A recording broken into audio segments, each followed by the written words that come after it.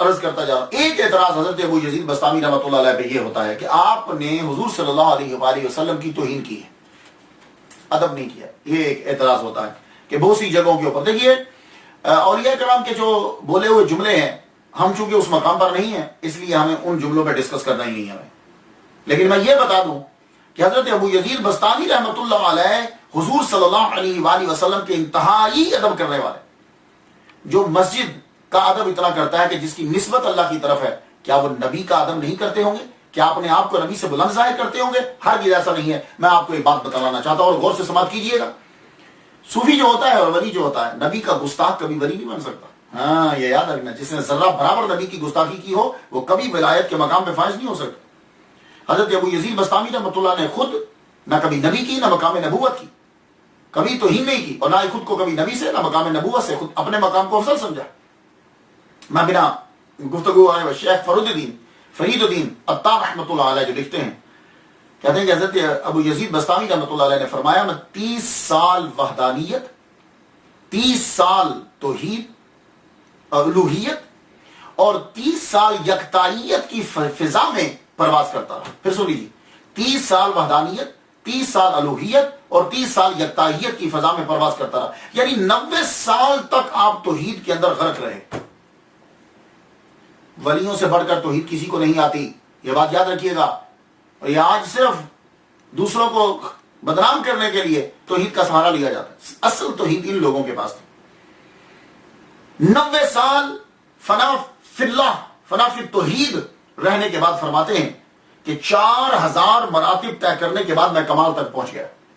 جب میں کمال تک پہنچا تو خیال آیا کہ مجھ سے تو کوئی بلند نہیں ہوگا،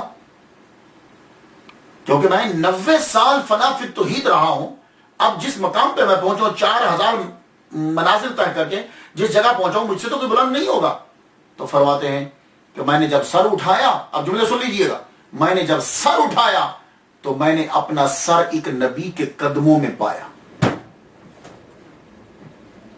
حضور کی بات کبھی نہیں ہو رہی، ایک نبی کے قدموں میں پایا. کیا آپ کہہ رہے ہیں کہ میں 90 سال توحید کے سمندر میں غرق رہنے کے بعد 4000 مراتب طے کر کے جب کمال تک پہنچا ہوں تو میرا سر ایک نبی کے قدموں میں تھا. یعنی مطلب ہے کہ میں ایک نبی سے نہیں بڑھ سکا. تو حضور کا درجہ تو بڑا ہے. تو فرماتے ہیں ولایت کی انتہا نبوت کی ابتدا ہوا کرتی ہے. ایسے ولی کے بارے میں کہیں گے اصل میں کیا ہوتا ہے کہ فرینکلی اسپیکنگ بعد میں آنے والے لوگ کچھ ایسے پیدا ہو جاتے ہیں کہ جو اپنی پسند کی تشریح کو آگے مشہور کر دیتے ہیں. ایسی ہستی کے بارے میں یہ کہنا کہ انہوں نے خود کو حضور سے افضل کہا، ہرگز ایسا نہیں. سن لیجیے، ولایت کی انتہا نبوت کی ابتدا ہوا کرتی ہے، لیکن نبوت کی کوئی انتہا نہیں ہوتی. یہ مخلوق میں گفتگو ہو رہی کہ نبوت کی کوئی انتہا نہیں لیکن ولایت کی انتہا ہے. تو جو مقام نبوت کی ابتدا کے آگے اپنی انتہا کو تسلیم کر رہے ہیں تو وہ نبی سے کیسے خود کو افضل قرار دے لیں گے؟ آپ فرماتے ہیں میری روح جب جنت، دوزخ اور ملائکہ کا مشاہدے کے لیے روانہ ہوئی تو ہر نبی سے میری ملاقات ہوئی تو ہر نبی کو میں نے جھک کر سلام کیا. ہر نبی کو میں نے جھک کر سلام کیا. ابو یزید بسطامی فرماتے ہیں میں نے جھک کر سلام کیا. پھر میں حضور صلی اللہ علیہ وآلہ وسلم کی بارگاہ میں جب پہنچا، آپ بہت دور ہیں مجھ سے. پہلے نبیوں کے قریب گئے، حضور بہت دور ہیں. مجھ میں ہمت نہیں ہوئی، جب میں نے سرکار کو دیکھا میں ہیبت کی وجہ سے غش کھا کے گر گیا، بے ہوش ہو گیا میں. اور جب میں اٹھا مجھے ہوش آیا تو فرماتے ہیں کہ میں نے جھک کر حضور کو سلام کیا. اب آپ بتائیے ان کے بارے میں کہیں گے. فرماتے ہیں میں نے جھک کر حضور صلی اللہ علیہ وآلہ وسلم کو سلام کیا. اور کہتے ہیں مجھے قرب خداوندی تو ہوا، کیونکہ آدمی اپنی طاقت کے مطابق مشاہدہ کر لیتا ہے، کیونکہ وہ نور ہے، مجسم تو نہیں.